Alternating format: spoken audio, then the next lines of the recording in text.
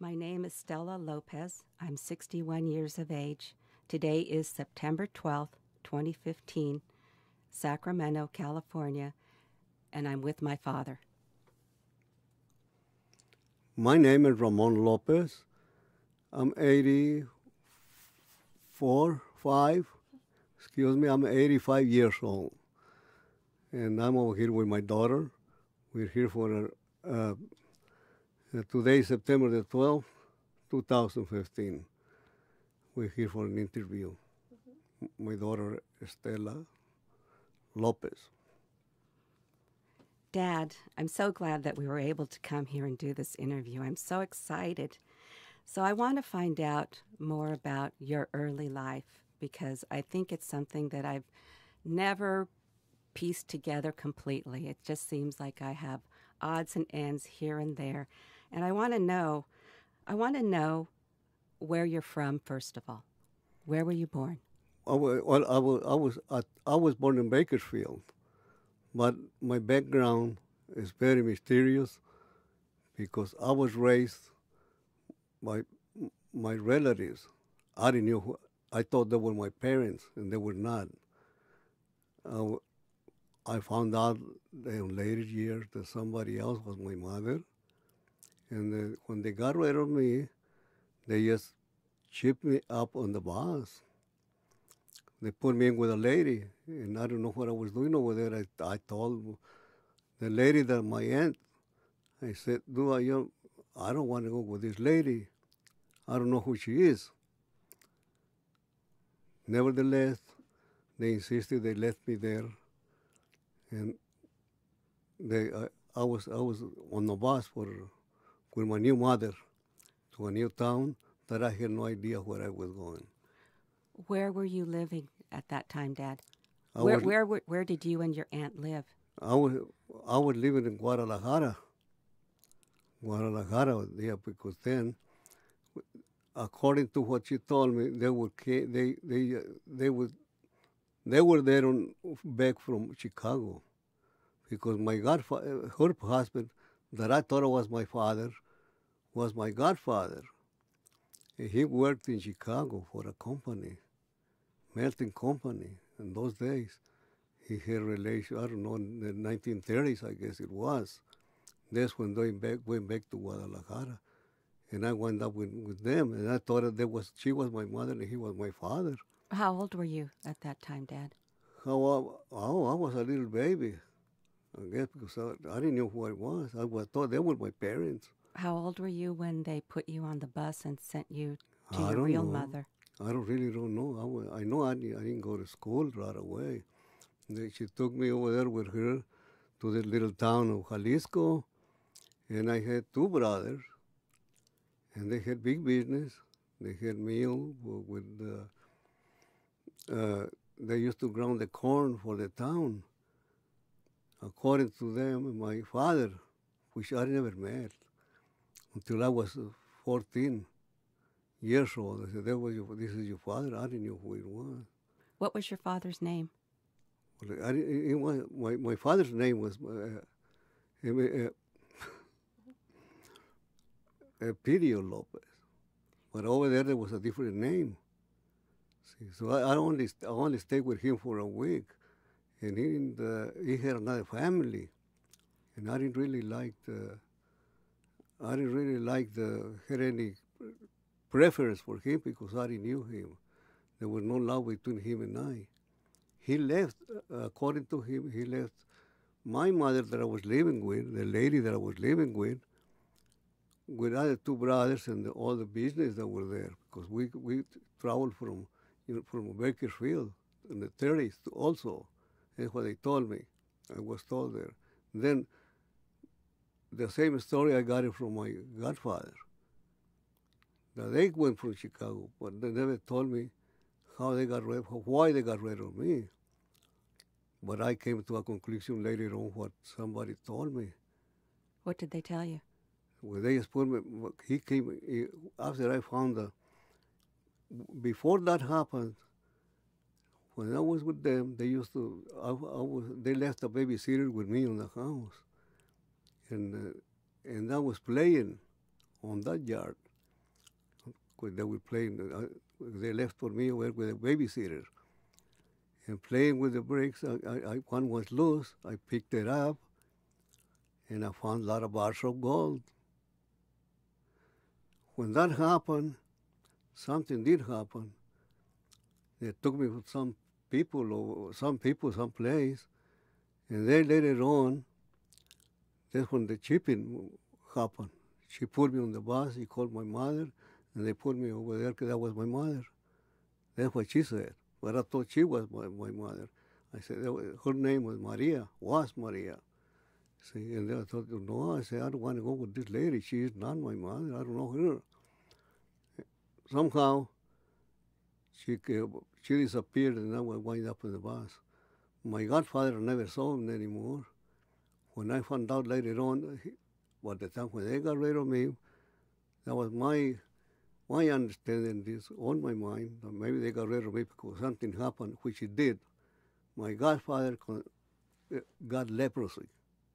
Maybe that's why they were trying to get rid of me, because they didn't want me to get contagious on those years. See, I was just a baby. And that's what I wound up over there in Radina town. What was the name of the town, Dad? San Julian, Jalisco. San Julian, Jalisco. Yeah. Soon after that, all the little suitcase that I had on my clothes, it was already, all the things disappeared out of there. Out of the suitcase, I had nothing to. So I used to sleep on the benches too, and I was always getting up earlier from bed, looking for my mother or my aunt, Maria, and my godfather. What was your mother's name?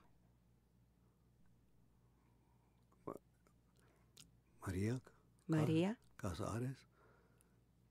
And your aunt's name that you thought was your mother, what was her name? My aunt was Maria also. They were both Maria? But they were Irish. Maria, she was Maria Cos y Leon. So, so you were in just to clarify, you were in California with your aunt, who you thought was your mom, and then you were sent to Mexico? We went to Mexico. They took us to Mexico. There was, my belief is that during the Depression. That's what it was. But then I didn't know then what really happened. So was my Aunt Maria and my godfather. They left over here at the same time on the 1930s from Chicago, and I was with them. See, so then I don't know. How old were you then, Dad? Do you have any idea? I have no idea. I know I didn't have to go to school. They just put me over there. I used to sit down. When they took me over there to a little town, I used to sit down on the sidewalk only. I was waiting for my Tia Maria to come over and pick me up. I used to get up in the morning, 3 o'clock in the morning, go to the streets looking for them. And my life was pretty. And this was when you were living with your mother in San Julian? Yeah, that's when you were waiting for your tia? I was waiting for my Tia Maria to. Yet I never understood why she got rid of me. As time went by, I used to go to school, but I passed a lot of days. I used to come from school, and there was no food in there. I said, well, I don't know, I'm like an orphan. And therefore, maybe she couldn't afford it anymore.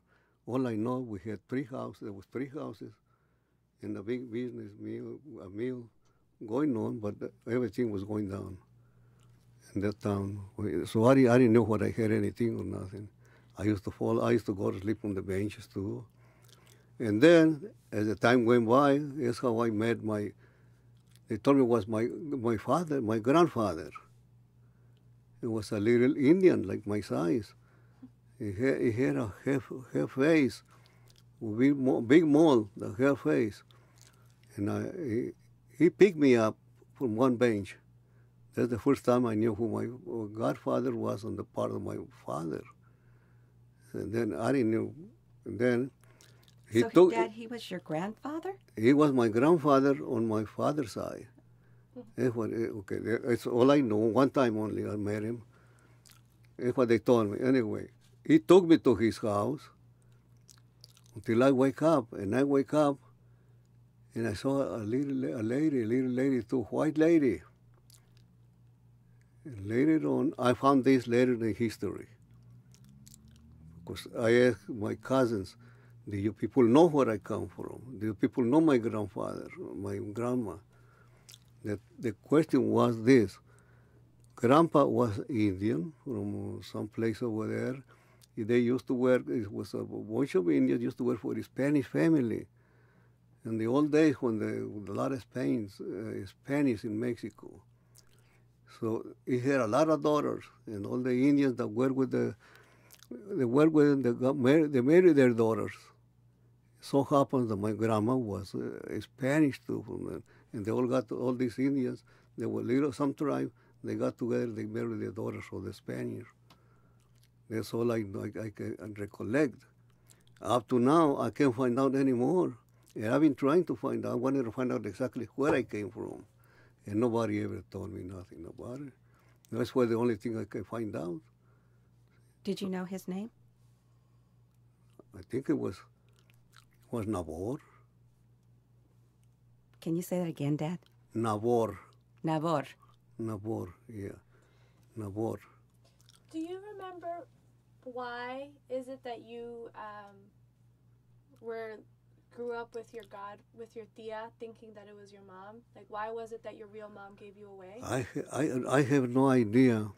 All I know that I was very happy with her. And I used to dress and go like the kids with the short pants and like any other little kid. I live happier over there. Then when that happens to me, everything changed to me. I felt like I was lost. How long did you stay in San Julian after you went back to live? I graduated from there.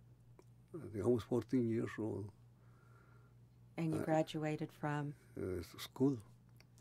They told me, my mother asked me, said, what do you want to do? I told her, I said, I'm not going to stay over here. I'm moving out of here. I don't have to stay over here. And I did. Well, you want to go meet your father. That's when I met my father. That she said that was my father. But I don't know, he had another family. I had no recollection of anything of him. I only met him one time. So I went and met him. No. What did he say to you, Dad? I didn't say anything. What I wanted to find out, I wanted to get educated. He asked me, what are you going to do in the future? I said, well, I want to keep on going to school. I want to go to college. Oh, no. A lot of ways he denied everything. So that was at the end for me. I said, no. I said, he got kind of excited. Not the right way. But I said, that's okay. You don't have to admit anything. I said, I was only asked to see if I can. I said, but if not, there's no sense in wasting time over here. I'm going someplace. Well, within a week before that, I moved out of there because I was young, and I had nobody to advise me how to behave. So from then on, my life kept on the same thing too. I kept looking. Then I went back to Guadalajara. My aunt, I was looking for my aunt. Then I was able to do it, but she was not there no more. And you were about 14 at this time? I was 14. I was getting to 15. She was not there no more. She was renting the house. And when I knocked the door, I said, I want to see my aunt.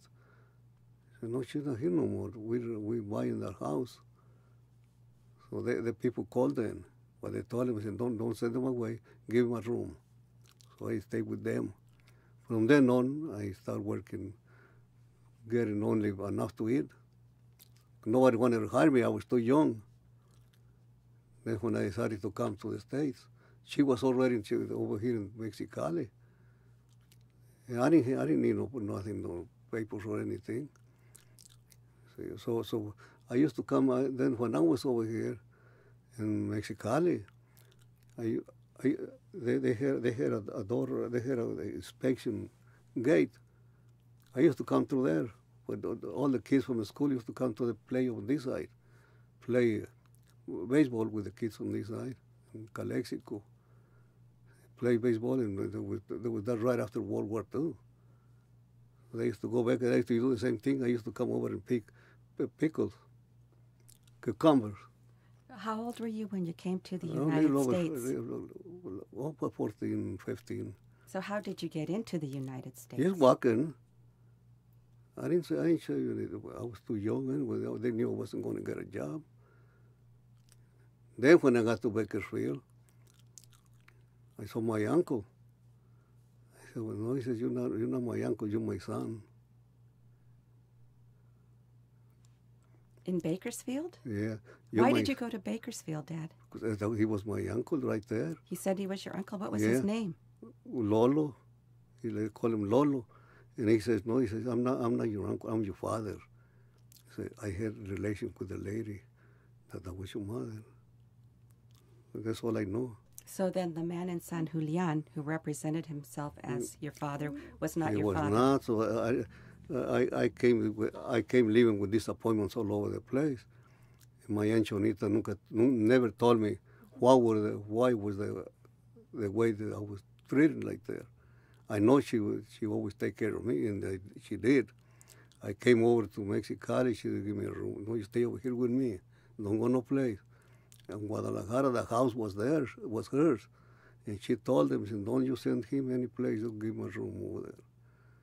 So I stayed with them until I got, and I used to clean up buses for cousins that I had over there. They gave me 2-3 pesos over those days, just to eat food. I had nothing, no, I'm busy for anything yet. That's when I decided, I said, I'm going back to the States. And I did. And how old were you when you came to the United States? 14 years old. You did a lot during a year, Well, Dad. No, I stay picking pickles. I didn't stay too long in places. All I know, I start picking pickles. In Bakersfield?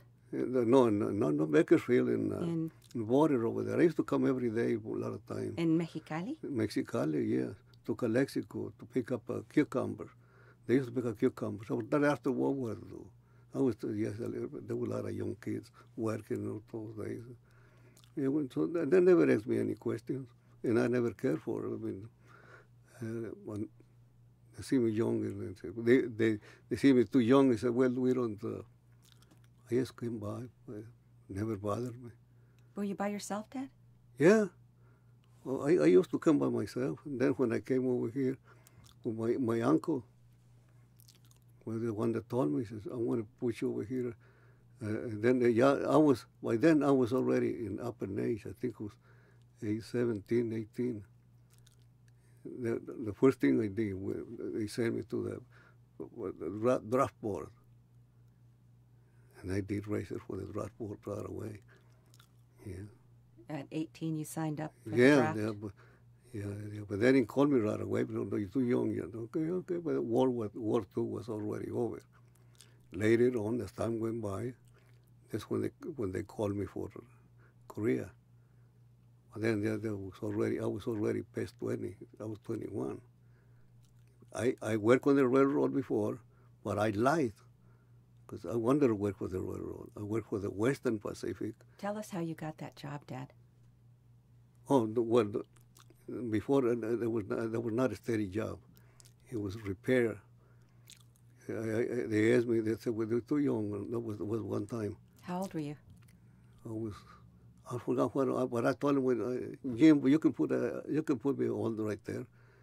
I don't know what I want to do. He says, his name was Jim. But I'm going to send you. So I went to work for the truck, extra gang. I went to work for an extra gang. What is that, Dad? Extra gang is a bunch of people putting rails on the truck, lining up the truck, put a new rail lines, or replace it, and all that. And where was this? That was in Oregon. I was underage, and then I had to leave to go over there and get that job. How old were you, Dad, when you did this? Oh, I don't know. I don't remember. You had to be 21 I used the Social Security number. So if they check back, they can find out when it was. But only lied my age. But as years went by, I worked at the cannery. Where? Also, Which cannery? second in P, which is Del Monte. Del Monte Cannery in Del Sacramento, Monte Cannery in California. Sacramento, yes. And and then when I went, I said, well, then I decided, well, I was getting older now.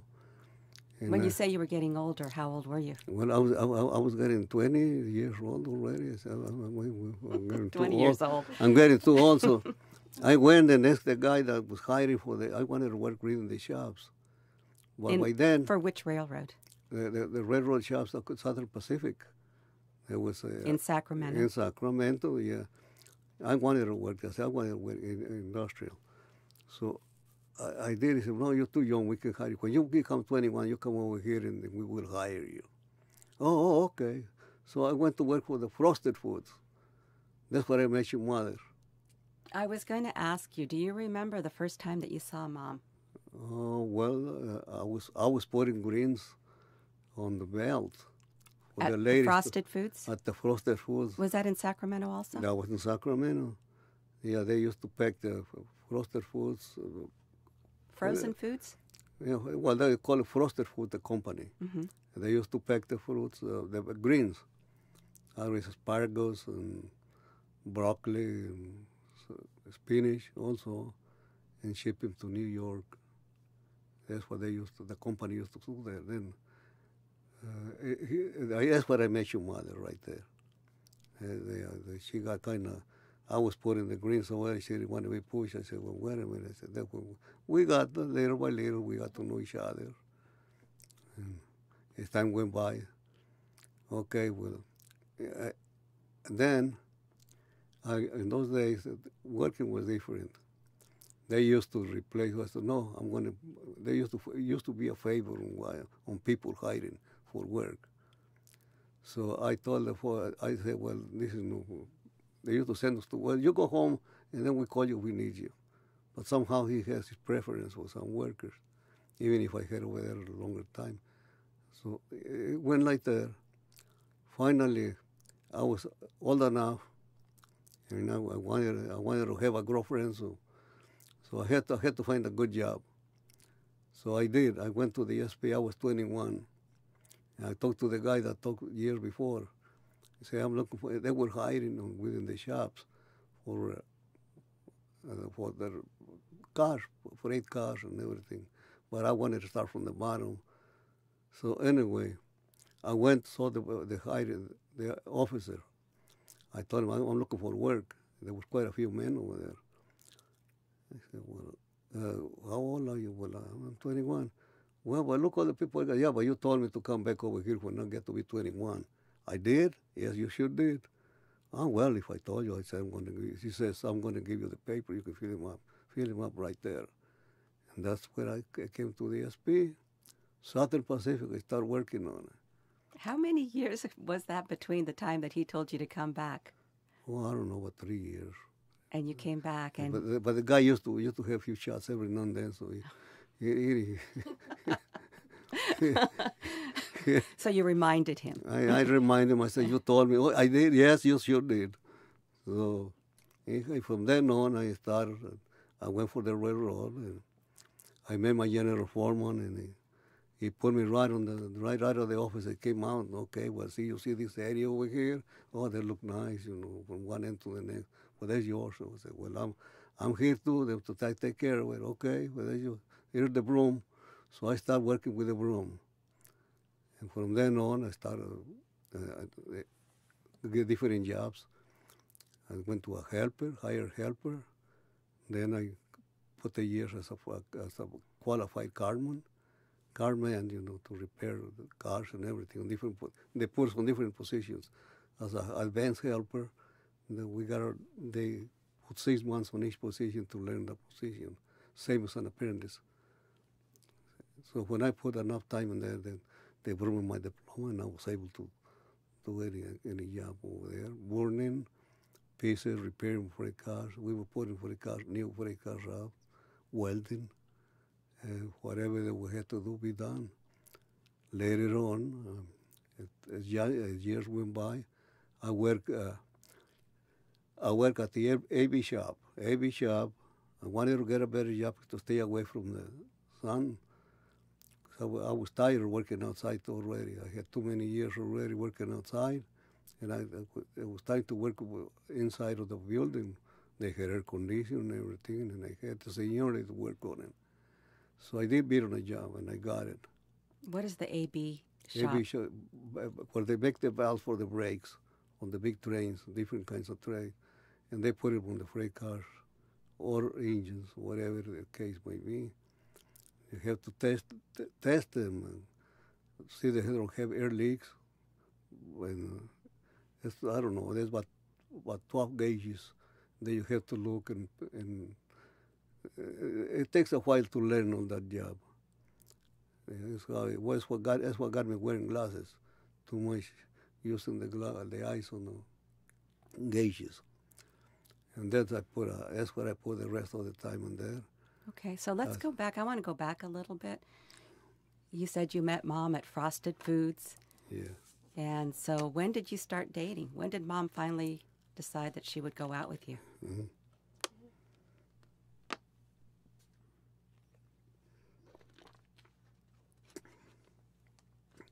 Well, she didn't actually went out with me. We used to talk when we had a chance. She didn't have, I said, well, she used to tell me, but they don't let me go out. But we will talk over here, and I used to meet her over there at the Pecking House. Was this a Frosted secret Foods. meeting? No, outside. Okay. I knew what time she was coming to work. She said, you wait for me, and I stay over here for 15, 20 minutes. Yeah, that's okay. It was good enough for me. 'Cause I used to go to school too over here. I used to go some days I had to go to school at the Sutter School. 'Cause right now they got a big building there. And what did you take at the school? English. I took English and quite a few other subjects. It was nothing. I mean, I knew other subjects, but that was the only thing I was interested in. I wanted, because every time you get a job over there at the railroad, you had to be able to do what you apply for. And that's what I was training for. That's what I was going to school for. When I got the job on the AB shop, I had to be able to read the meters and everything, time and everything. There was no problem on that. That's what I was trying to learn. Nothing else, to get ahead on the job. Afterwards, they started moving everything out to Roseville, and I stayed over there because I get a lot of seniority already. So I stayed with the mechanical department because I used to weld the other items and then repair. I used to help him put safety glass for the big engines, bulletproof material, and yeah, at night I used to work too. When did you propose to Mom?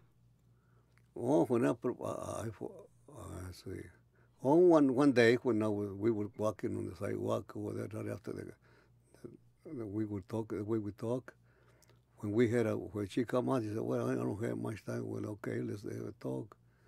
And that's when I asked her. I said, "Well, okay, why?"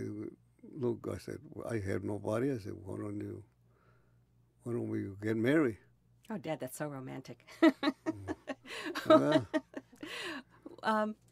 No, I didn't kneel down. That's for sure. No, I just gave her the words, and that was it. Was Mom your one and only girlfriend? Did you have any girlfriends No, before Mom? Mom? I have plenty, plenty, but no, there's only one lady that I liked a lot. That was your mother. The other ones I knew they were trying to get it. Like everything else, I had friends, but that doesn't mean I used to go this and that, yeah. And I used to go drink beer like everybody else. But one thing I never did, I never used none kind of drugs or anything. I always stay away from that. I used to drink beer, yeah. But that was not a thing that I had to have it. It was just like there was nothing else to do. What was Sacramento like back then when you were that young and you were still single? Well, I don't know, but there was no garden land on the one side. There was a lot of new houses. Everything, I mean, like right now, where I used to live over there, close to 929 East Street, they got a big, they tore everything down over there, and there's been changes over there. Everything in there is, that's where I used to live. I wanted to live close to work. And then I moved to live when your mother and I decided to get married. When did you get married? That was sometime in June, but I forgot the year. I think it was 53, 52, somewhere in there. We went to that table. Where did you get married? Oh, we went to Reno. I said, I asked, I said, well, she told me that they won't let her get out and get married. She said, but I said, well, the only way is you have to go with me, and we'll find that out. We went to Reno, and once I had the paper, there was not much they could do. So you and Mom eloped. You went to Reno to get married. We went to Reno, got married. The following day, I said, you go over there. You want to work, it's okay, but you don't want to work, you don't have to work. No, she decided that she got bored in the house. She went to work, started working again pretty soon. Where did Mom work? She started working again. Where did she work? At the cannery? At the same packing house. Yeah, they knew her. It wasn't. Was it Frosted Foods or Del Monte? The Frosted Foods. Frosted Foods. Oh. Then afterwards, I went to. I think Del Monte, she used to work only a few days.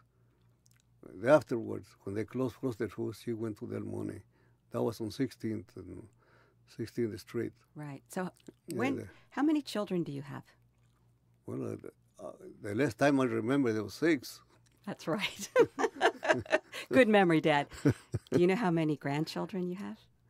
I think it's, say, 2. I think it was about 8 or 6. How many great-grandchildren do you have? I have 3. Very good. I have 3, yeah. So, I have a question. A little bit. Why did you decide to? Why elope to Reno? Like, because in California? Because that was the only way that she could stay with me. They don't let her stay with me. They don't let her not even talk to me. Oh, her family. Yeah. So even one time somebody, when I went to see her at the house where she was living on, this was in 11th and 11th Street, close to the mills over there. It was a block away from where KCRA is right now. Why it was right there. They call somebody that used to work on the mill over there. They said, call the police when you see him again. So they called the police for me because I was going around and I had my car. I had a 41 Chevrolet, and I lost the muffler, and I used to make a lot of noise when I used to go around. They called the police on me. They didn't want you to go to see Mom, did they? No, yeah, he called the police, and I said, well, the police came over and talked to me. He says, what are you doing over here? I said, I'm not doing nothing wrong. I said, I came over to see my girlfriend. She's right there. I said, she's over there. What happened is that old man over there, he keeps on interfering. He won't let me see her. What did the policeman say? He told me, wait a minute. We said, well, I want to talk to you over here. Next time you interfere with these guys over here, they older now. I said, we're going to take you to jail, not them. They're older now, so they can do whatever they want. That was the end of it. Oh, yeah, I didn't know they were girlfriend and boyfriend and girlfriend. He said, otherwise you hear two people going back and forth over here. And that was then. Yeah. Then when the police left, later on I tried the same, and he kept on denying. He's not going to go. She's not going to go out with nobody. He didn't let her out. So they just did not want you and Mom to date. Yeah, and so then you eloped. That was his idea, but we were thinking different. By then, already by those days, when your mama told me that yes, I said, well, I want you to go, and we got the rings, and we got the rings. And I think we went to Devon's. Devon's Jeweler on K Street in Sacramento, an old institution. So, Dad, you know, I know that you've been an inspiration to me. I've learned a lot from you. I've learned to love life. I've learned to be curious. I've learned compassion. And I've also learned to be active. And one thing that I remember that you did that I'm still so impressed with is that you became involved in the United Farm Workers struggle. You did become active, and you did march, and you did participate in some fundraisers. How did you come to be active, and how did you know Cesar Chavez? Well, I well, you have to deal with so many people like that because first I didn't want to get involved with any of the groups because a lot of groups, some of them, I said, whatever I know, I said, I will help him whatever I can. But then you find some subjects, they say, well, I know, I've been there, I know how to do this, and they don't know nothing. They all know too much. Then when it's time to come to do something, they don't do anything. They just, they give you a lot of lip. So I said, I don't want to help anybody like that. No, but we want you to help us. Okay. The first thing that I associated with was the Mexican Community of Beneficence. And what is that? That's to help people that died.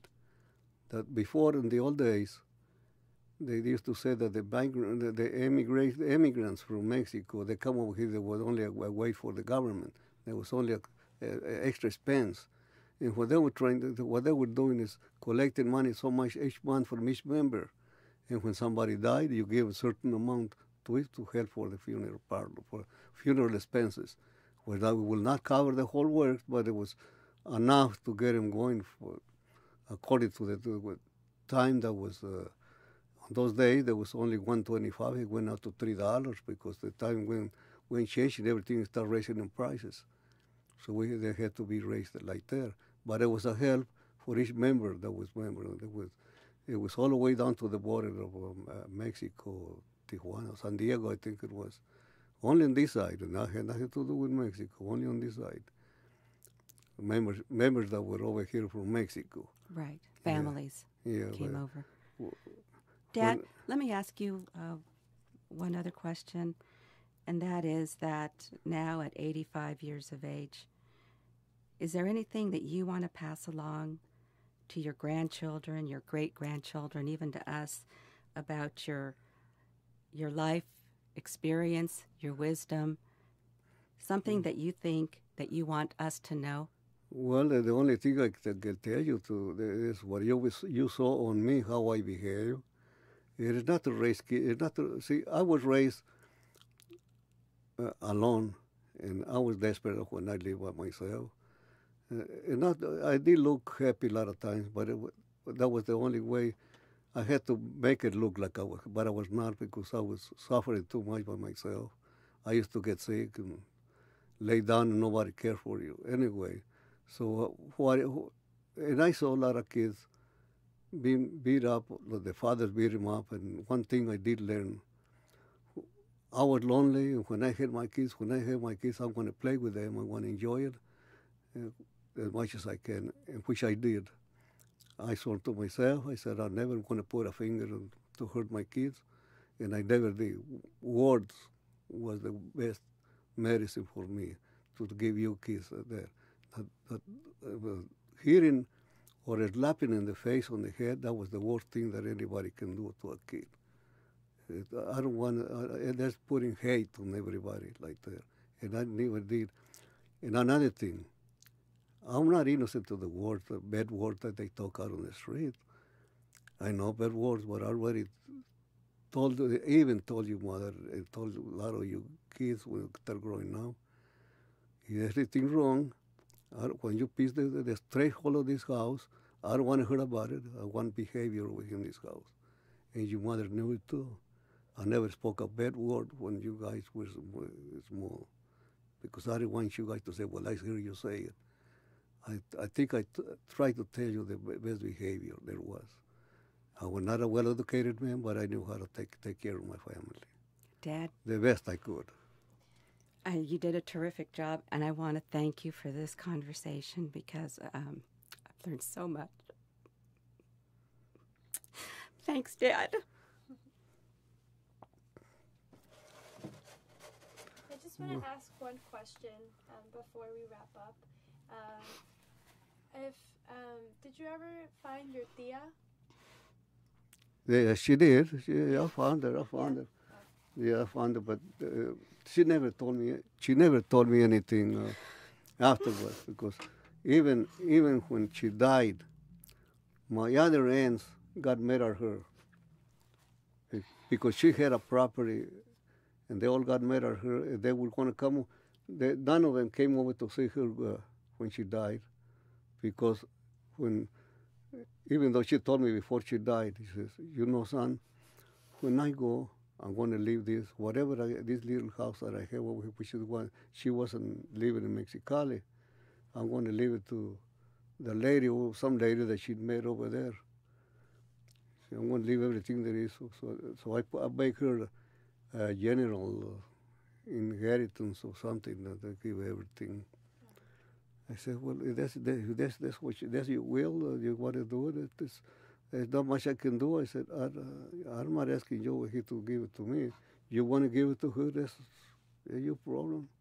And so she told me that, but a month of that, she passed away. She knew what she was going to do. But her sisters, none of them got close together because of what she did. We used to help her too, once a month. We used to have $100, $200 a month afterwards. And she used to call to your mother, "Tell her to give me some help." I used to help her out. Tia Chonita. Yeah, and that's why her sisters got mad, because instead of leaving everything to us, she lived with some woman that she even knew. But I didn't care, because I didn't need that. I said, "Well, that's what she wanted. Let her respect that." I said, "Nobody can fight that." Is there anything else you want to share? I think that's it. Dad, do you want to say anything else? Well, I'm very proud of what my kids have come up. They know how to take care of themselves. What else is there to say? I see you, all of you guys, and all of you got good jobs. Not like me. See, I work sometimes day and night. What are you guys? I'm never going to let you guys go hungry. But I try my best, and I'm very proud of what I have. When I see you guys go with this and that, and you don't have to you don't worry, because you already know how to take care of yourselves. That's what I wanted to do. Nobody showed me that. I learned that myself. But I wanted you guys, all of my kids, to learn that. And I'm very proud of it. I don't have no, that's why everybody asks me, "How do you do it?" Well, only God knows. But your mom and I knows, we went through it. You did. Thanks, Dad. Thank God.